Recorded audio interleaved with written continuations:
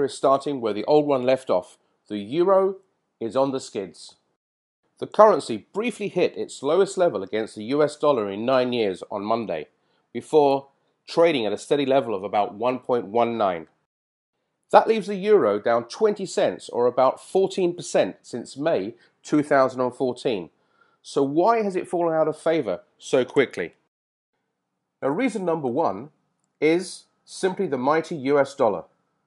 Much of the recent decline in the euro has been about the strength of the greenback. During the second half of 2014, the US dollar made significant gains against all other global currencies, such as the pound sterling, the Swiss franc, and the Japanese yen. The US economy is motoring along, growing by 5% in the third quarter, and creating jobs at a very rapid pace. This has allowed the Federal Reserve to end its emergency stimulus, or quantitative easing, and begin talking about when to raise interest rates from their record lows. Compare that with the Eurozone, where unemployment is stuck at near record highs, the economy is stagnating, and the risk of deflation is looming large. Reason number two is simply that quantitative easing in Europe is about to arrive. Just as the Fed begins to tighten monetary policy, the European Central Bank looks poised to launch its own version of quantitative easing, possibly as early as its next meeting on the 22nd of January, to head off the risk of deflation. The ECB President, Mario Draghi, passed up the chance of using this big bazooka in the central bank's arsenal in December, saying he needed more time to assess the impact of the oil price slump on inflation, growth, and wages.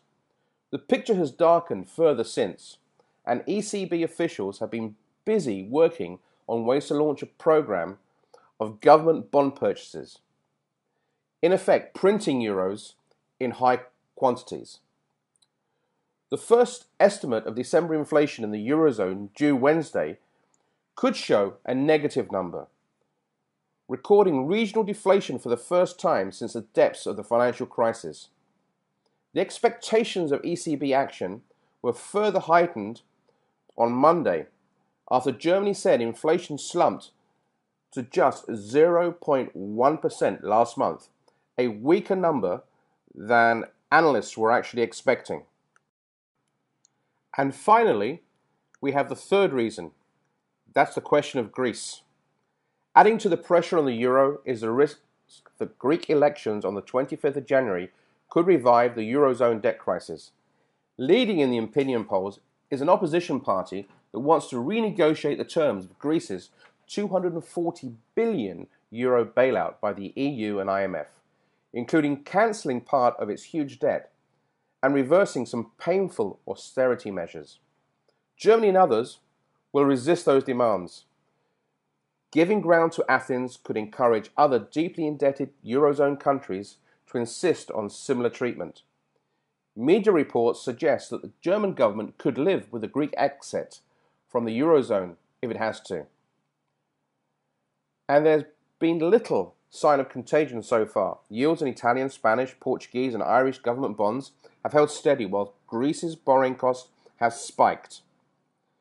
The most likely outcome is a messy compromise that's unlikely to please investors. My name is Pedro Robert. I am the founder of Wealth Insider Network, and I hope you enjoyed the short insight.